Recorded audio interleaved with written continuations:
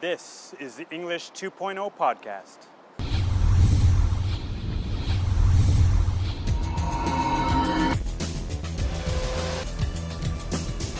Communicate globally. Raise your level.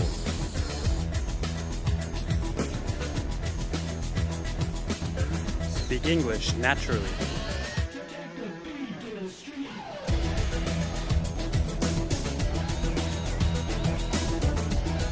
Hello and welcome to episode number 16 of the English 2.0 podcast. My name is Al. Thank you for watching. And in the English 2.0 podcast, we go beyond the words and phrases of English and we talk about success. We talk about how to reach your full potential in English, how to raise your level and reach all of your English goals. And so that is why we call it the English 2.0 podcast. I call English 1.0 is just kind of studying words, grammar, that kind of stuff, which is okay. But there's hundreds of other podcasts like that. We want to talk about how to increase your level and really achieve your English goals here. So in today's main topic, we're going to talk about how to improve your speaking ability very quickly. So please keep watching for that. Today I'm coming to you from the Otemachi area of Tokyo, which is kind of the downtown part of Tokyo. I'm in a park here, which is pretty nice. We got a nice day today, almost the beginning of spring, which is always a very beautiful time of the year, one of my favorites here in Tokyo. In just a few weeks, we'll probably be able to start seeing some of the cherry blossoms that usually blossom or bloom at this time of the year. Well, usually later March or early April, so perhaps in the next episode we will show you some of that. But why don't we start today with a pronunciation point. In today's pronunciation point, we're going to talk about 3 crazy katakana words. Now, what do I mean by crazy katakana words? Well, these are words used in Japanese, taken from English originally, but the sound just didn't really carry over into the katakana version, and which will affect your pronunciation in English, and to the point where people cannot understand. Now let's talk about a katakana that's somewhat reasonable. Now you know, if you're a regular watcher of the videos and listener of the podcast, you know I hate katakana in all forms. But one katakana word that's kind of acceptable is elevator. So if you say in America, if you travel overseas and you say, "Excuse me, where is the elevator?" Probably, people will understand what you're talking about. However, these 3 crazy katakana words you cannot communicate successfully. So what are they? Number 1 is kohi. Okay, I'm sure you all know this one. And of course, the proper American English pronunciation is coffee. Okay, so let's talk about that. So what's the difference? Okay, well the first part is we don't have the true O sound. We don't say ko. We have the flat O sound, which is ka. Okay? Ka. Alright? Now the second part is not he, but a harder F sound. So fee. Okay? Like you're paying a fee, okay, for some bill or something. Okay? Coffee. Put it together now. Coffee. Okay? Nice job. Alright, now let's move on to the second word. The second word that you cannot communicate with the katakana pronunciation is aderugi. Okay? Aderugi. Alright, so in English, that word is of course allergy. Okay, one more time. Allergy. Alright, so I remember a quick story of when I first heard this word. I was living with my host family in Osaka, and my host mother said a sentence with aderugi, and I totally didn't understand. And so I looked it up in the dictionary, and I was laughing so hard I couldn't believe that was the translation of allergy. So how do we do that? Okay, so first of all, we must get the flat A sound with the A. Okay? Al. Okay? Aller. Okay, so we have the L-E-R part, which is ler. Okay, aller. And then G. Okay, so the G part is not G, but more of a J sound, G. Okay, now again, to get that ER sound, you've got to put your tongue up flat against the top of your mouth. Okay, kind of tighten your lips, and really go for that sound. Allergy. Okay, so just take each part. Allergy. Okay, one more time. Allergy. Nice job. All right, now the final word is doru. Doru. Okay. Now I know a lot of students know what the true meaning of doru is, of course, but for some reason a lot of people forget to pronounce this correctly when they're speaking English. So just for a reminder, that of course is dollar. Dollar. Okay, so you're talking about the money, the currency of the United States or Canada or Australia. We use dollars, not doru. Okay, so if you say doru in America, people cannot understand that. Okay? So that's why it's very important to pronounce it dollar. Okay, so again, we don't have the true O sound. We have the flat O, the da. Okay, doll. So just like you're playing with a doll, or a child is playing with a doll. Dollar, and we get the same ER sound, dollar. Okay, so that is today's pronunciation point. Let's go over the three words again. The crazy katakana words. First is coffee. Coffee. The second word is allergy. Allergy. And the third word is dollar. Dollar. All right, so practice those words and practice your pronunciation. I know you can do it. So keep practicing and good luck. If you would like more natural sounding English pronunciation, please sign up for my free pronunciation course at alsensei.com/tips. All right, in today's main topic, we're going to talk about how to improve your speaking very quickly. All right, now if you watch the English 2.0 podcast regularly, you know that we often talk about mindset and how to change the way you think, which will affect your results. And so that's what I'm going to talk about today, especially give you three things you can do or three ways you can change your mindset immediately that will definitely change the way you speak and improve your speaking ability very rapidly if you follow these three things. All right, and they're all very closely related things. So let's go ahead with number one. Number one is stop translating. Okay, let me repeat that. Stop translating.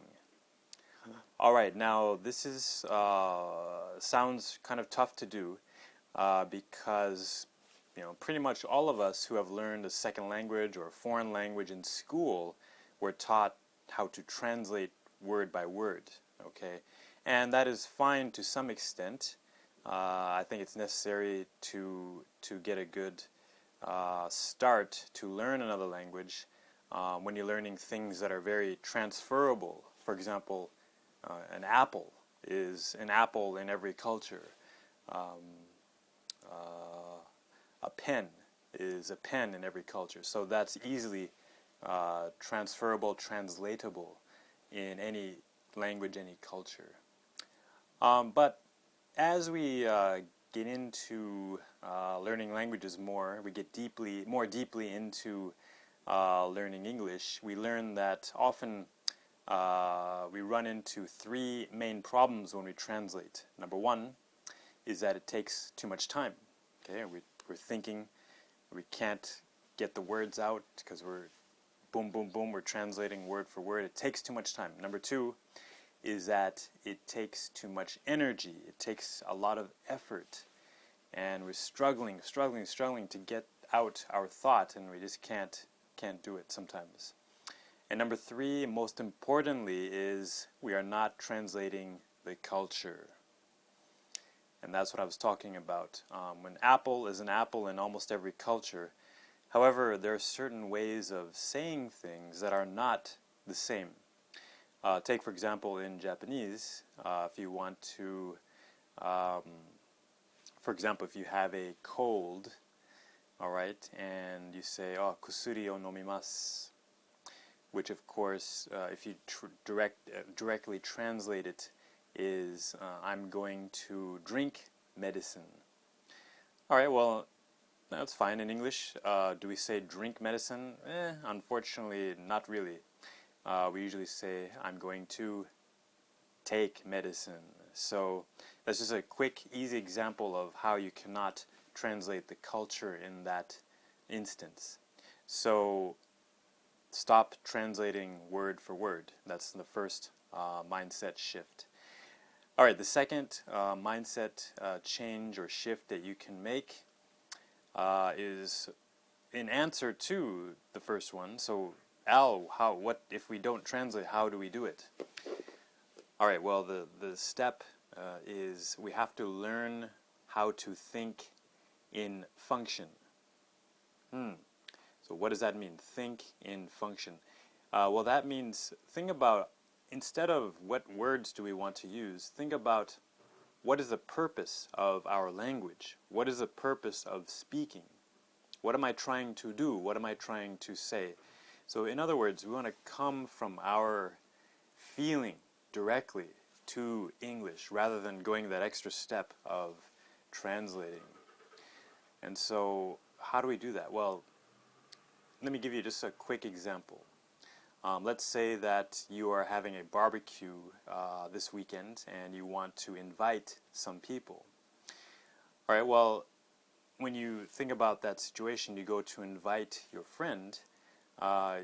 In your native language, you're going to say that phrase, whatever that is, in your native language. And then you might ask your teacher, your English teacher, how do I say that phrase in English? Okay. Now, it's a very honest question, but I would recommend you change that question. Don't ask, how do I say? Instead, ask, Al, how do I invite someone to a barbecue in English? Okay, and that's going directly to what you want to do. You don't really care about the words. You want to invite someone to your barbecue, and that's the main thing. So instead of going from your native language, we learn directly in English how to invite someone, and that's function. Inviting someone is the function. Requesting an action or requesting something from someone is another function. Talking about a past event, past vacation, that's a function. So instead of thinking about what words do I use, think about how do I do that function. And if you go back through your old textbooks, I challenge you to go back through your old textbooks, and you will see that most of them are arranged by function. So go back and check those out and learn to think in function. If you can do that, you will be thinking in English very, very quickly.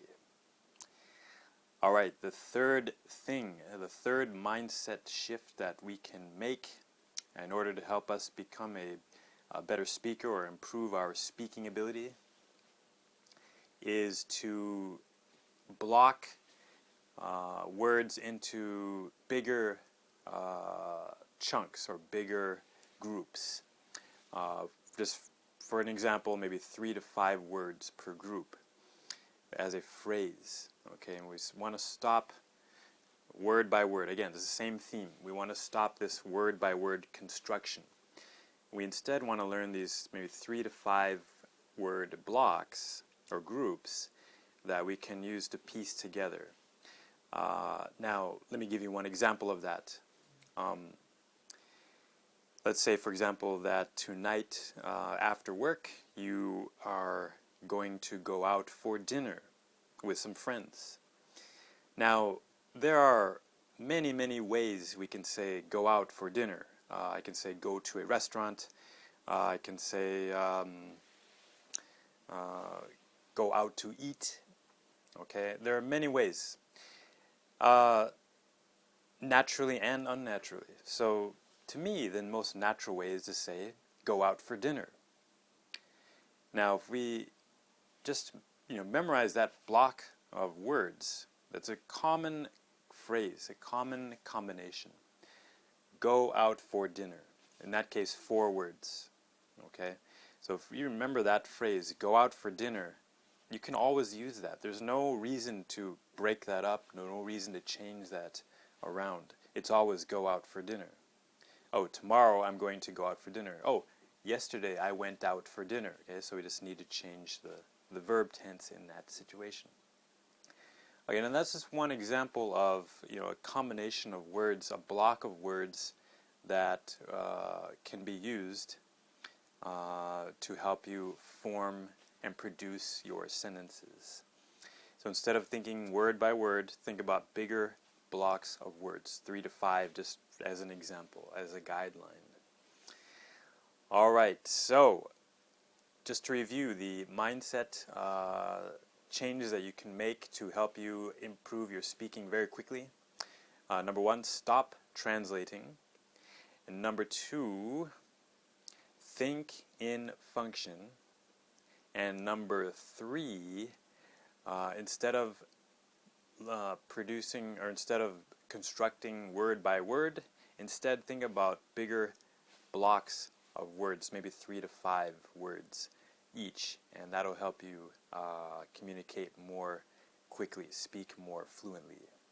So your action step is, first of all, go and find an old English textbook or even your current textbook and note how they are teaching you in function, maybe chapter by chapter, and note down those phrases directly in English.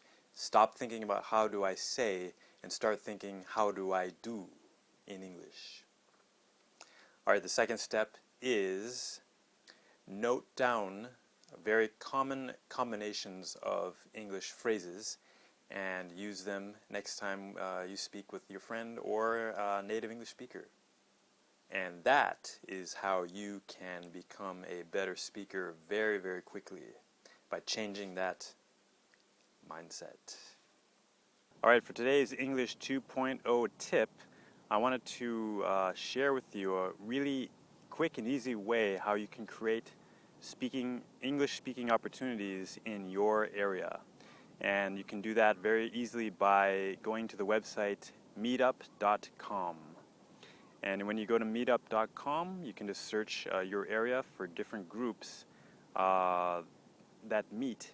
And there's a wide variety of topics, ranging from, it could be an actual English speaking club to just people who want to meet and have a drink, or people who are interested in discussing economics, or interested in making pottery or whatever. So there's lots of different groups there.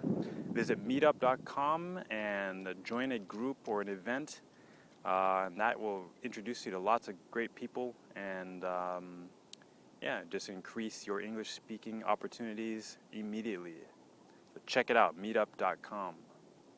By the way, if you are in the Tokyo area, I highly recommend that you join the meetup group Tokyo Loves Canada, and please join us for some events which we usually hold at Departures Bar in Yotsuya, Tokyo. So hope to see you there soon. All right, that is all the time we have for today. Thank you again for joining us. One quick note, the English 2.0 podcast was just released as an application for the iPhone and iPad, so please check that out. You have to actually go to an application called the Podcast Box. When you visit the Podcast Box, there are many different categories of podcasts within that. Please go to the education section and I think we are on page 2, and click on the English 2.0 podcast, and that is a good place if you are interested in other podcasts to organize and have them there right for you. If you want to show your support for the English 2.0 podcast, please go ahead and make the purchase. It's $2 US, and I would really appreciate that if you do feel like you want to do that. Also, please leave some comments and a rating in iTunes, and I would really appreciate that as well. It'll just take maybe 30 seconds of your time. So thank you again for watching, and we will see you next time.